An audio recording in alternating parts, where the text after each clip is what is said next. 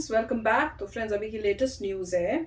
LAC पे तैनात रहने वाले टॉप जनरल दूसरे की हालत गंभीर है। वहां पे कैसे मर गए भाई, ये नहीं समझ में आया। चलो, ये तो वीडियो देख के पता चलेगा। और दूसरे की जो तो है वो कह रहे हैं सिचुएशन जो है गंभीर है। तो वीडियो देख के पता करते हैं हुआ क्या है। वीडियो शुरू करते हैं, पर वीडियो शुरू करने से पहले अगर आप चैनल पर नए हो और आपने अभी तक सब्सक्राइब नहीं किया तो जल्दी से पहले सब्सक्राइब का बटन और बेल आइकन को क्लिक कर लो, ताकि आपको हमारे सारे न्यू वीडियोस के नोटिफिकेशन मिल जाए जैसे हम अपलोड करें। अगर आपको वीडियो पसंद आता है प्लीज लाइक एंड शेयर। चलिए शुरू करते हैं। पड़ोसी देश चीन के टॉप जनरल का निधन हो गया है। जनरल झांग जुडोंग, जो कि जून 2021 तक वेस्टर्न थिएटर कमांड के प्रमुख थे, उनकी 58 साल की उम्र में मौत हो गई है। इस मौत के बाद चीन में हलचल है। साथ ही साथ एक्सपर्ट्स चिंतित हैं कि भारत से लगने वाली सीमा के पास जितने भी कमांडर्स तैनात हो रहे हैं, उन्हें आखिर क्या हो जा रहा है। कुछ हो रहा है। पड़ोसी देश चीन के टॉप जनरल का निधन हो गया है। जी हाँ, वही जनरल जिसने गलवान में एक खूनी संघर्ष को अंजाम दिया था। झांग जुडोंग, जो कि जून 2021 तक वेस्टर्न थिएटर कमांड के प्रमुख थे, उनकी 58 साल की उम्र में मौत हो गई है। लद्दाख में जिस वक्त भारत और चीन के बीच तनातनी हुई, तब झांग जुडोंग चीन में वेस्टर्न थिएटर कमांडर थे, लेकिन कमान संभालने के सिर्फ 6 महीने बाद ही उनको वहां से हटा लिया गया था, जिस पर कई सवाल खड़े हुए थे। जनरल झांग जुडोंग चीन के टॉप कमांडर थे। उनको खुद चीनी राष्ट्रपति शी जिनपिंग ने चुना था और वेस्टर्न थिएटर में तैनात किया गया था। वेस्टर्न थिएटर कमांड तिब्बत और शिनजियांग प्रांत के बॉर्डर और क्षेत्र में तैनात रहता है। जनरल झांग को जिम्मेदारी झाओ जोकिंग के रिटायर होने के बाद मिली थी। वो इस क्षेत्र में पिछले 5 सालों से तैनात थे। जनरल झांग की बात करें तो इससे पहले उन्होंने तिब्बत और शिनजियांग प्रांत में काम नहीं किया था, लेकिन चीनी राष्ट्रपति ने उन पर भरोसा करके उनको यहाँ भेजा था। इससे पहले झांग शेनयांग में थे और यहाँ चीन की सीमा रूस और नॉर्थ कोरिया से लगती है। इसके साथ ही वो सेंट्रल थिएटर कमांड के डिप्टी कमांडर भी रहे। इसका मुख्य काम बीजिंग की देखरेख होता है और वहां पर जनरल झांग को बड़ी जिम्मेदारी दी गई थी। जनरल झांग के बाद जनरल क्यू क्विलिंग को वेस्टर्न थिएटर कमांड बनाया गया था, लेकिन सिर्फ 2 महीने में ही उन्हें हटा लिया गया था। बताया गया था कि वो गंभीर रूप से बीमार हैं। एक्सपर्ट्स का ध्यान इन घटनाओं पर इसलिए गया था क्योंकि जल्दी जल्दी वेस्टर्न थिएटर कमांड के कमांडर बदले जा रहे थे, जबकि ये इलाका बेहद संवेदनशील माना जाता है। अब चीन के सामने टेंशन है जनरल झांग के निधन का। वहीं जनरल क्यू क्विलिंग की खराब तबीयत के साथ कुछ अन्य कमांडर्स की भी मेडिकल कंडीशन ठीक नहीं है। एलएसी पर तैनात किए गए कमांडर्स की तबीयत यूं बिगड़ने से चीन चिंता में है। क्या हो रहा है? जनरल क्यू क्विलिंग की तबीयत खराब होने के बाद फिलहाल जनरल वांग हाइजिंग को वेस्टर्न कमांड की कमान सौंपी गई है। दरअसल एलएसी पर अत्यधिक ऊंचाई वाले इलाके में चीनी जवानों की हालत खराब हो रही है। इसकी वजह से अब चीन वहां बेहतर हेल्थ सुविधाओं के लिए काम कर रहा है। इसके अलावा शांति की बात करने के बावजूद चीन लगातार सीमावर्ती इलाकों में सड़कें, रेल लाइन, एयरफील्ड विकसित कर रहा है, जो कि चीन की दोहरी मानसिकता को साफ साफ दिखाता है। तो फ्रेंड्स, पूरे न्यूज में तो मैं यही मुझे था कि भाई पहले ये बताओ कि हुआ क्या, डेथ हुई कैसे, क्योंकि भाई हम लोग इंडिया और उस बीच में कोई लड़ाई तो हुई नहीं है, तो डेथ कैसे हुई। तो वही है। उसके बाद में पता चला कि वहां की जो ऊंचाई है वहां पे वो बताया नहीं, शायद कह रहे, उस वजह से उनको लग रहा है कि वो होगा, उस वजह से जो है उनकी तबीयत खराब हो रही है। ऐसे पॉसिबल नहीं लोगों है की कि जैसे बोल रहे हैं हम लोगों 58 इयर्स के थे शायद। हाँ। और हाई ऑल्टीट्यूड पे गए हैं तो उनकी मृत्यु हो गई, लाइकली नहीं है, कुछ और हो सकता है क्योंकि वहाँ पे कंडीशंस तो बहुत टफ होती है ना। मुझे तो यही लग रहा है कि वो नहीं, मगर वो लोग इतने ऊपर आते ही नहीं है, वो लोग तो नीचे रहते हैं कमांडर। और फिर वो दूसरे भी तो बोले, कोई और भी तो साथ में था, उनकी भी तबीयत खराब हो रही है। और वही जो भी आ रहा है वहां पे उसकी तबीयत खराब हो रही है, क्यों पता नहीं।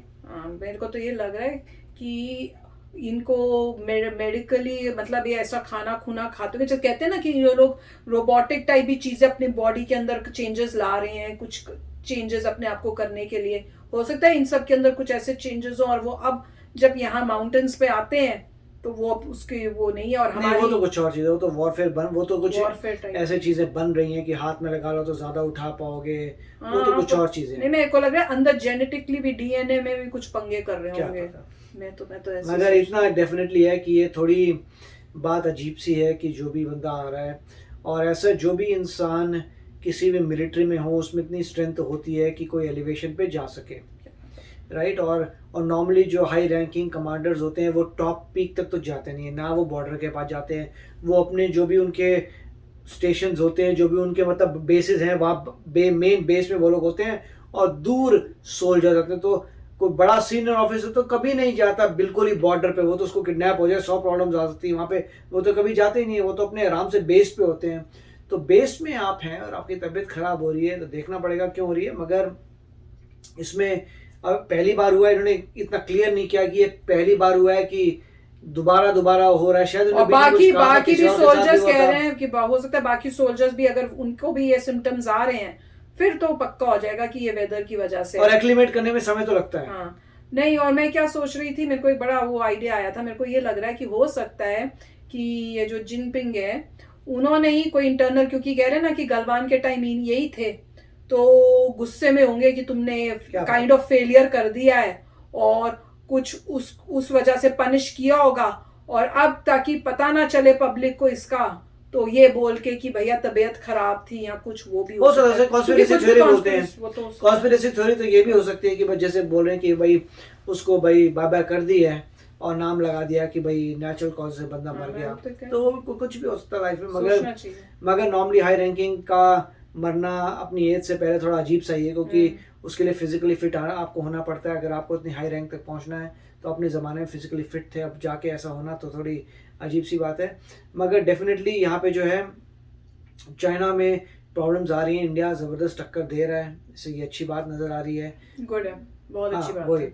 और यहाँ पे ये सब बातें रहस्य रहेंगी, कोई आपको बता नहीं पाएगा कि हुआ क्या, अनलेस कि कोई ऐसा पैटर्न हो कि एक के बाद एक जो है, और अगर वो ऐसा दिखाते हैं तो अपनी वीकनेस दिखाएंगे, और कोई बंदा अपनी वीकनेस के बारे में नहीं बताएगा, उसको भी छुपाने की अब कोशिश करेंगे। अब ये उनको मजबूरी है, बताना पड़ गया होगा, मगर कोई नहीं बताना चाहेगा, क्योंकि अगर ये सब चीजें बताते हैं कि भाई आपका 50 ईयर ओल्ड का कोई लेफ्टिनेंट वगैरह की डेथ हो रही है तो लोग बार बार हो रही है तो बोलेंगे ये वीक कंट्री हो गई, तो वो तो इस बात को कभी नहीं बताएंगे। तो कोई यहाँ पे लोग, और वैसे था भी, जब भी वॉरफेयर हुई थी हाई अल्टीट्यूड में क्लियर हो गया था कैसे चाइना वालों की फुटेज आई थी, बस में जा रहे रो रहे हैं, यंगस्टर्स थे और रो रहे थे कि हमें जाना पड़ेगा, और स्पेशली उन्हें सिख लोगों से उनको और भी बहुत घबराते हैं। और जो भी है मेरे ख्याल से इंडिया भी वही करता है, जो अब उन्होंने शुरू कर दिया कि 6 महीने एक बैच रहता है, वापस आता है, फिर दूसरा 6 महीने वो रोटेट करते रहते हैं, जिससे वो लोग सहन भी कर पाए और यूज टू हो जाए। इंडिया तो बहुत समय पे सियाचिन में है, बहुत सारी जगहों में, तो इंडिया तो बहुत ही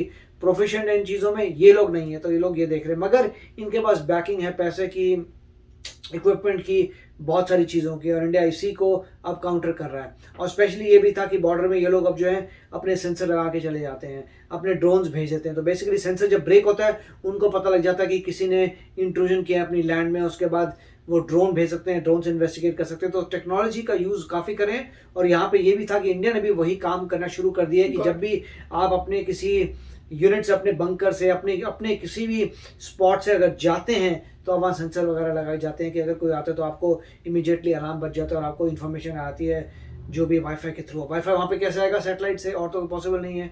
तो वही है मेरे ख्याल से, इंडिया की सैटेलाइट कनेक्टिविटी बहुत पावरफुल है, तो वहाँ जो भी होगा ट्रिप करता है वो सीधा जाएगा सैटेलाइट से नीचे, सबको पता चल जाएगा। तो काफ़ी मतलब अच्छा अरेंजमेंट कर रहा है इंडिया। अब देखते हैं आगे क्या होता है। आई होप कि इंडिया बहुत तेजी से आगे बढ़े और मतलब नंबर 1 बन जाए, जल्दी हो। मैं तो ये कह बिल्कुल। तो चलो फ्रेंड्स, चलते हैं, मिलेंगे नेक्स्ट वीडियो में बहुत ही जल्द। Till then take care and bye bye. तो अगर आप मेरे इस चैनल पे नए हो तो जल्दी से सब्सक्राइब के बटन को हिट करो और बेल आइकन को क्लिक करो, ताकि आपको मेरा जब नया वीडियो मैं लगाऊं आपको उसके बारे में जल्दी से पता चल जाए।